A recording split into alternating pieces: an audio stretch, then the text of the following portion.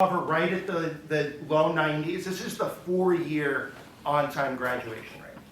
So we measure graduation in New York State a couple of different ways.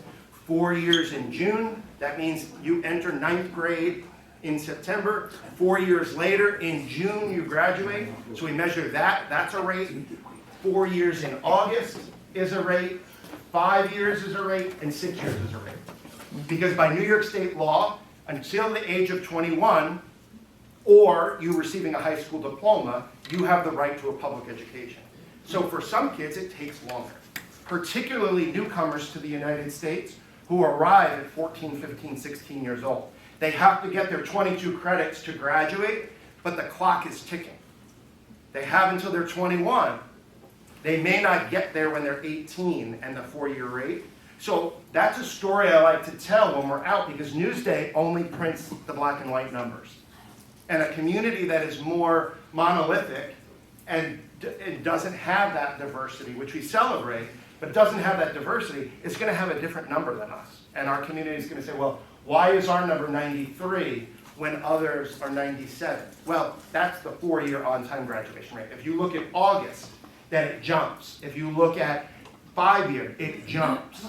And we have some kids who are working so hard, they're going to school with Mr. Morgan from 7:30 to 3 in the afternoon. They take a half-hour break, and then they go from 3:30 to 7 to continue getting these credits, because they're on a race against time to graduate before they turn 21. So when we say we have a 92% graduation rate, it doesn't mean we have an 8% dropout rate. It just means 92% of that cohort that started together as 9th graders graduated in 4 years, if that makes sense. This yellow line right here, these are our English language learners. I am very proud of this number, because when we say that diversity is something we celebrate, it is. And it is not seen as a drag or a change, a negative in the community, where we're working to overcome a deficit. These students statewide, English language learners, statewide the graduation rate is about 35 to 45%, somewhere in that window. In Hampton Bays, it's on the rise at 73%. So we invest in that because we know that when you graduate, your lifetime earnings are going to be higher. Your reliance on the social safety net is going to be lower. You're going to be less housing insecure. You'll be less food insecure. You will be able to stand on your 2 feet. And that's why that investment is important. For those pathways that are not university related, we focus on what we all knew when we were young as vocational education. Then it was called career and technical education. And now, we changed the words because there was a stigma around that. Statewide, about 10 years ago, statewide, 11th and 12th graders who were eligible to take a career and technical education course was about 14% across the state, vocational. And it's different. We have marine mechanics as a program. When you get up in the Capital Region or Central New York, they have heavy machinery equipment operators, because they have quarries and things like that they're working in. And so it's different across the state, but about 14% of eligible kids took a career and technical education class. In Westchester, Nassau, and Suffolk County, that number hovered between 7 and 8. 7 and 8%. There was a stigma attached to vocational education. Oh, you're not college bound? We'll find this for you. So that's why I talked about the value we place on pathways for kids. So these are not all of the programs that are available. There are more, but these are some of our most subscribed programs. We send those students to BOCES. I'm sorry, Ellen. So I'll tick through a couple of them. Cosmetology, barbering, animal science, law enforcement, automotive technology, nursing assistant, the building trades, HVAC, welding, plumbing, electrical, and carpentry. I mentioned the Southampton Business Alliance before. They approached Hampton Bays several years ago, the then executive director, and Cheryl said, we want to offer a scholarship to a student graduating going to a trade school. $2,000 we want to give to them. And we're going to rotate it around Southampton. high schools. We'll start with you, because I see you first, Lars. And that year I didn't have anyone going to trade school, but I don't like to let money go.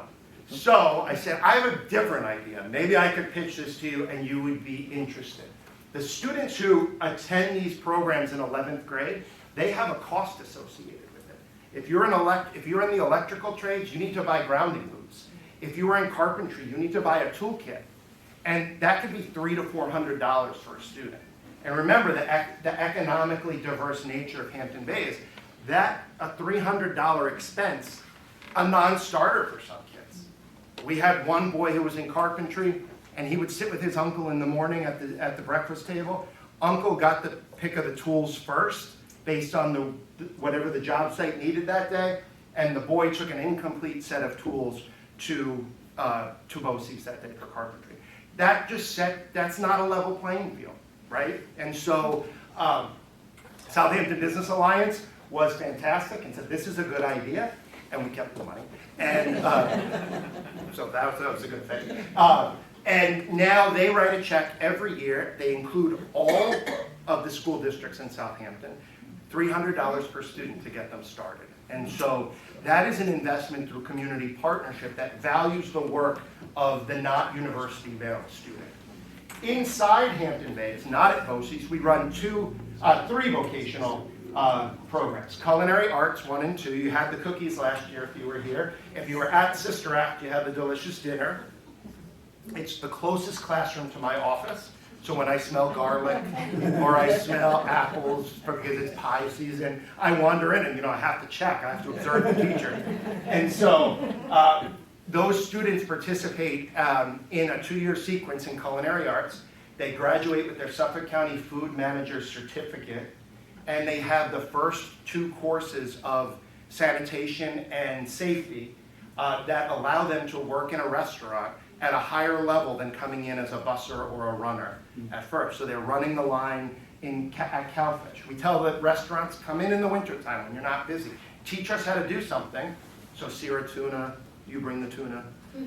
Make a prime rib, you bring the prime rib. And teach the kids how to do this. And then hire them. Hire them. Why are our kids not the leaders in this industry? And so that's our push there for culinary. Hospitality and tourism management as well. That's an articulation with St. Joseph's University. So if the student graduates and opts to pay for their credits for a couple of $100s, they'll have 3 credits in hospitality and tourism management to get them started. Be the manager at Canoe Place or Dune Deck or wherever. We don't need to fly people in for this. We have a fertile group of kids here that can lead in this really lucrative industry. And then early childhood education. When our enrollment was increasing, we were running out of space at the elementary school. We were adding classrooms. It was when Olivia and Daniel were younger, right? And we thought we were going to lose pre-K. So we put pre-K in the high school. Much to the head scratch of people in the community. You're going to put 4-year-olds with 18-year-olds? Are you crazy? And we did, and it's worked for over 10 years now. And we brought our early childhood students back from BOCES, and they push into the pre-K class. What that allows them to do is, one, they thought they wanted to be a teacher, and maybe they graduated and said, no. And I didn't waste any money of going to school to be a teacher to realize I don't like kids.